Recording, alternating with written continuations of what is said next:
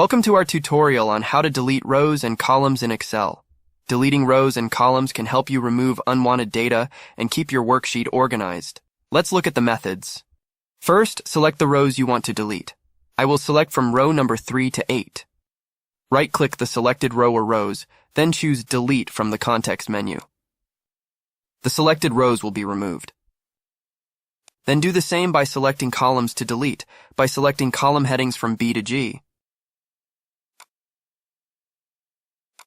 You can also use the ribbon for this purpose. Start by selecting the row you want to delete. Here I will select row number 10 to 15.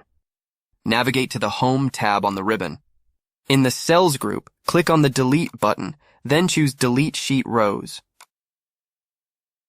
Finally, select columns to delete by selecting column headings from I to N with the same way. In summary, you can delete rows and columns in Excel using the right-click context menu or the ribbon. This helps you keep your worksheet clean and organized. Thank you for watching. We hope you found this tutorial helpful. For more Excel tips and tricks, be sure to check out our other videos. Don't forget to like, share, and subscribe Excel Tutor. See you next time.